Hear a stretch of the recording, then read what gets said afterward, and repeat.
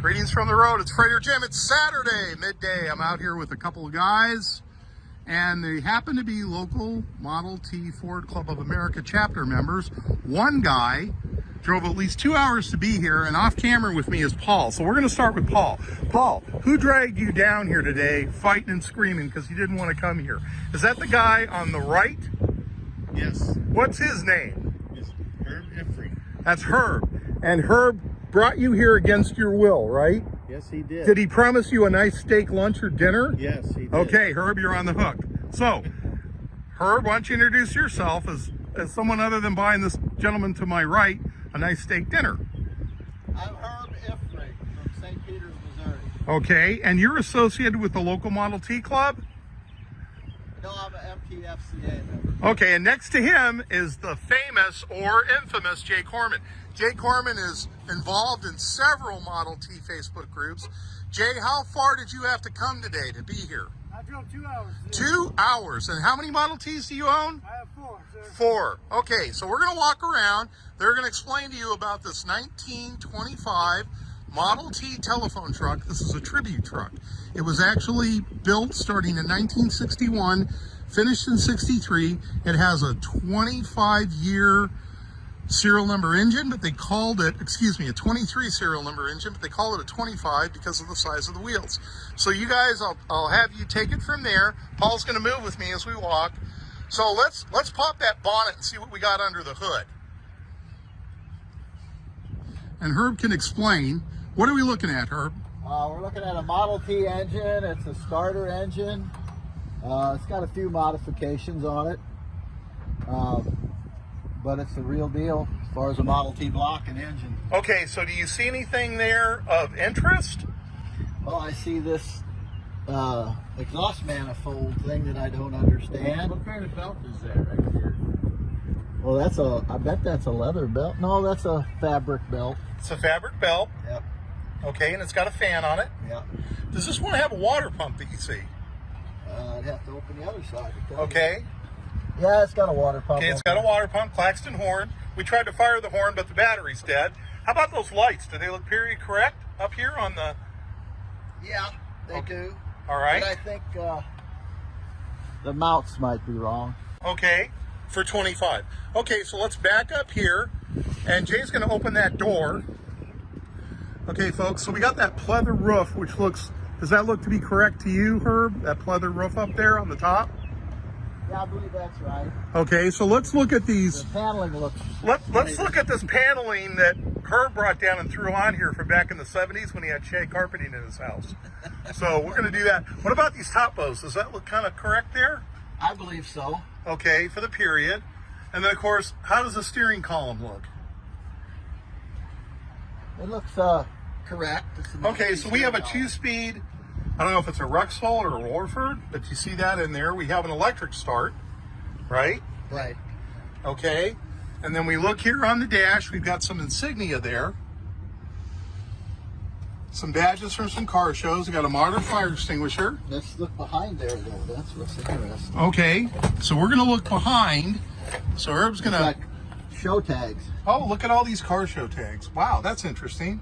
Look at that. So if memory serves correct, the Tin Lizzies of Albuquerque, New Mexico donated this. Okay. Now here we see an annual Madrid tour from 1966, folks. That's pretty early. But the Tin Lizzies were gifted this or purchased this, one of the two, in 1979. Okay. So we're going to show you kind of the back from here. Show you the seat. We've got a leather strap for lifting the window.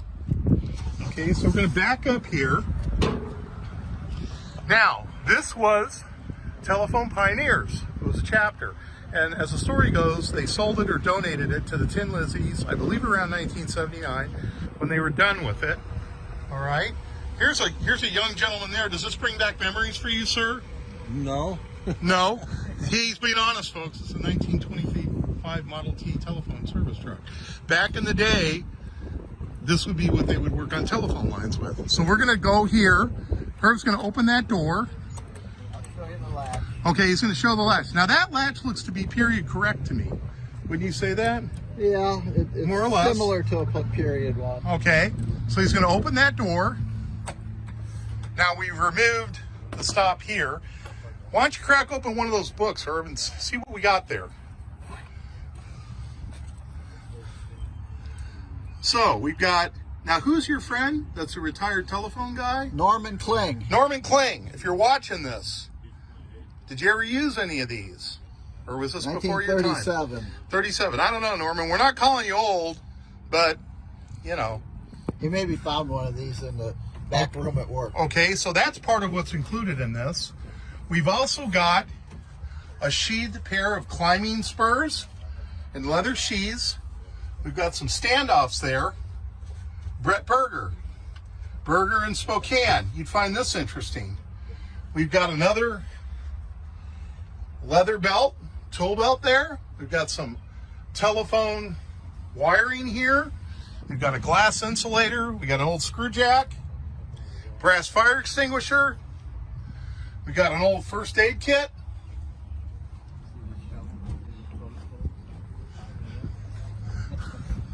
This is something I don't understand. Okay, What are these things? Herb's pointing to a woman. Can't help you there, Herb. Oh, sorry. I thought you were pointing to that lady over there. No. What's this right here? Folks, if you know what this is, post a comment. Does that look like an intake or an exhaust part? I would guess intake is aluminum. Okay, so that's kind of thrown haphazardly in the back. We got a screw jack there from the period.